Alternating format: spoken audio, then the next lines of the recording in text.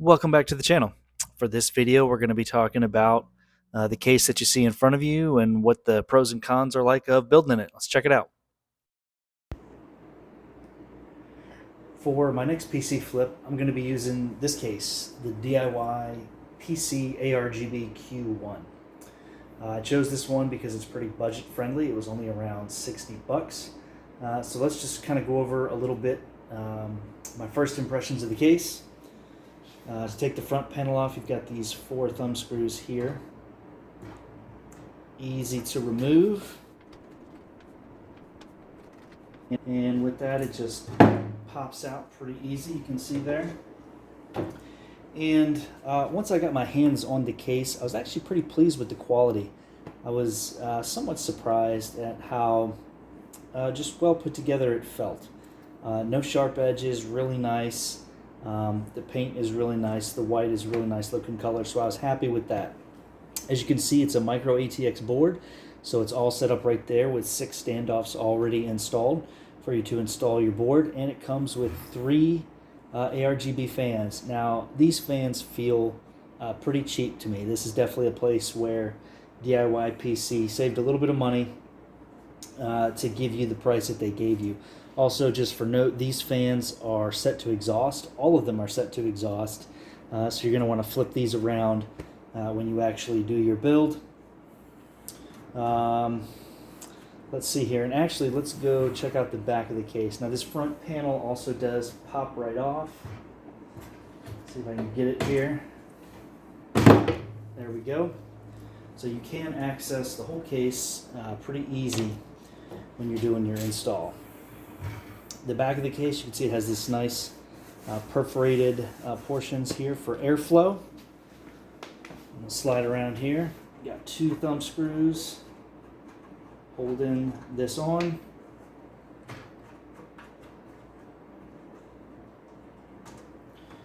All right. And you've got all your cables routed back here. You've got your audio, USB 3. Here's all your power switch and LED light indicators, and the LED switch, which is hooked into the fans automatically, which is nice. The fans are Molex, so they come all daisy chained together just like this, and there is a single ARGB connector for the fan. Here we go. Here it is right here. 5-volt ARGB connector, so you can connect it to your motherboard or whatever you want to do to control these fans. You can use this and plug this in. Will give you motherboard control of your fans. Now, here's something kind of interesting I noticed about this case is it is rather small, and I knew that going into it. But cable management is really going to be pretty tight. So the power supply sits right here on this little ledge. It's got a little ledge right here as well, and it's going to sit here. And let me grab a power supply just to show you real fast. So this is the power supply that I plan on using for this build. It's a fully modular, so only the cables that I need, deep cool. And once I get this in here, you can tell that it is going to be a super tight fit. So it sits like this. And the motherboard connector popped out here.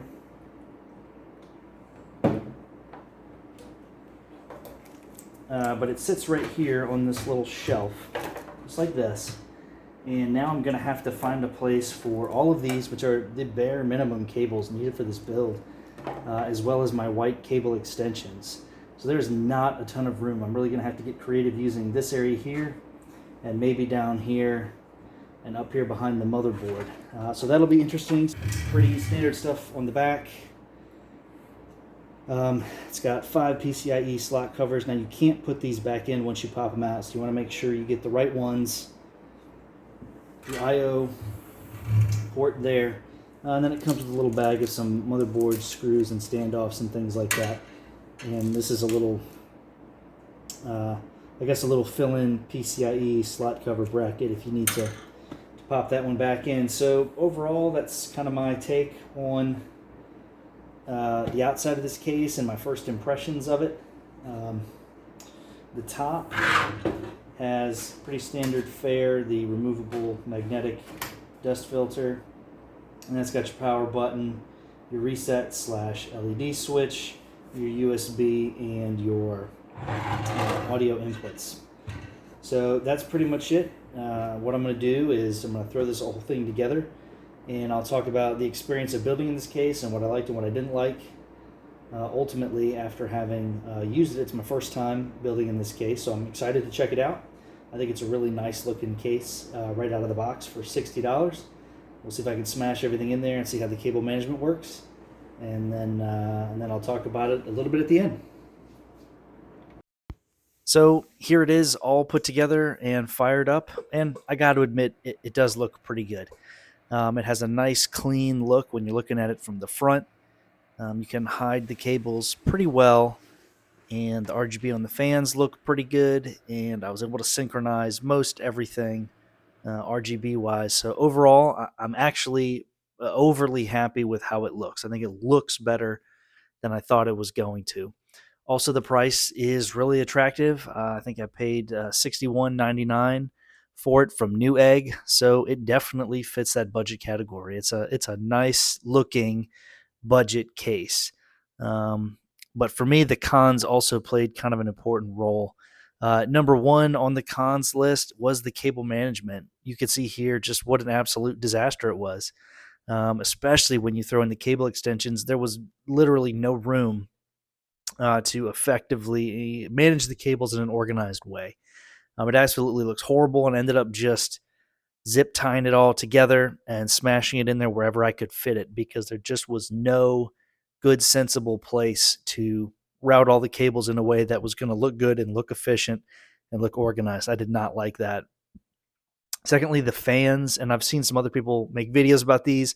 I also didn't like the fans. Ended up taking the reset switch LED light control off, and it's motherboard only for this build because it's much more effective that way. And so I really did not care for how the fans worked. So overall, would I build in one of these again? Maybe. The price is good and it looks pretty good, but I just did not enjoy trying to manage all the cables and deal with the fans. And ultimately, this case is probably a pass for me going forward. We will get this listed up on Facebook Marketplace, and I will talk a little bit about selling this one as part of my Flippin' PCs series. Thanks for watching.